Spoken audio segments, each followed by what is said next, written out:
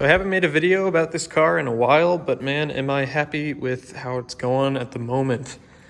As you can see, I've started to mock the fenders on there. I've got a couple bolts in there. They're not on permanently yet. I have some fender seals that I'm gonna put on.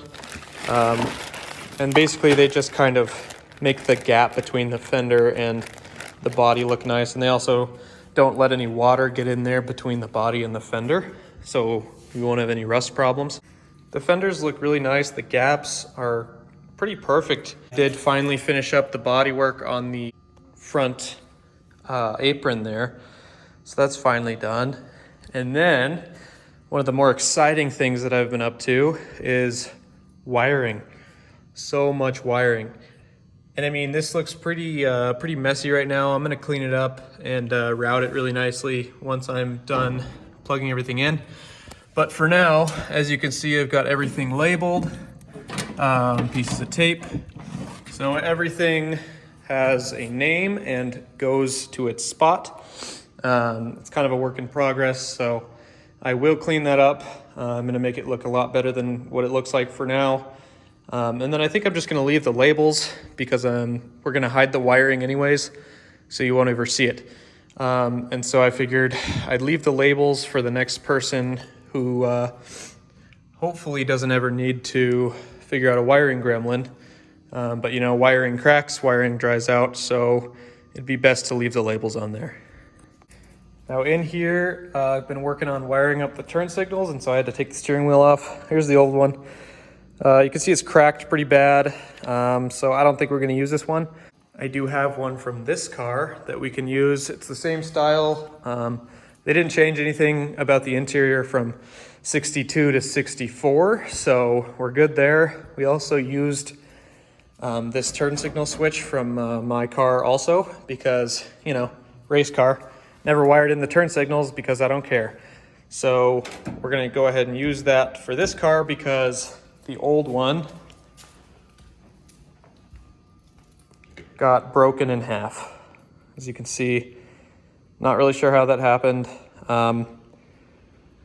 but that is kind of a shame, to be honest, because those old original ivory white turn signal switches are pretty valuable.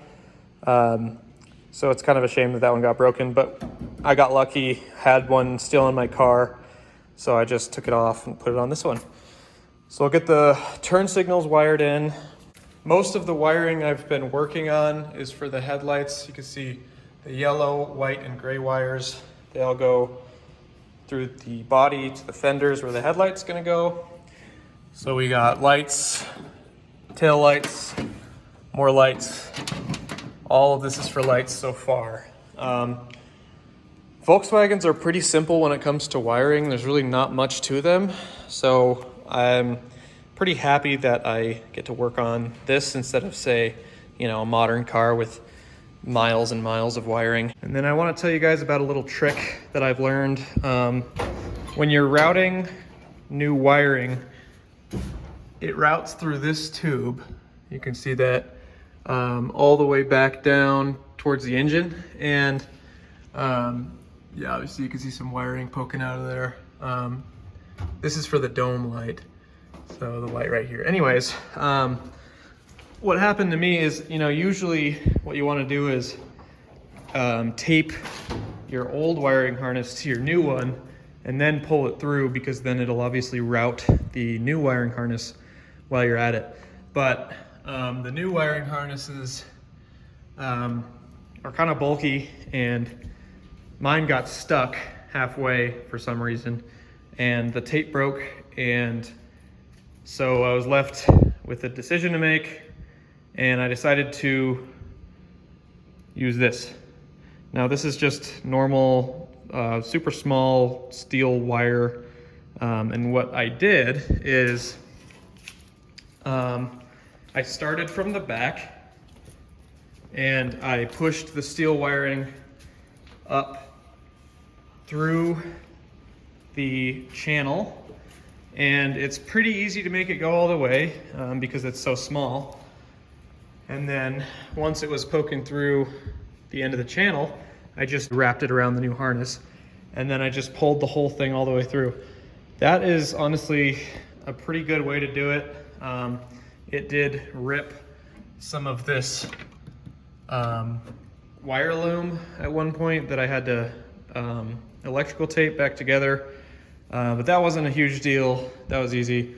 So now all the wiring is exactly where it's supposed to go. We did this with my Bug over there too, and it worked really well. So if you have the same situation I did, definitely do that. It's a really good way to do it. Don't route your wiring on the floor pan. That looks terrible, and it could just get broken really easy. So there you have it, guys. I am really excited about how this thing's turning out. It's honestly coming together pretty quick.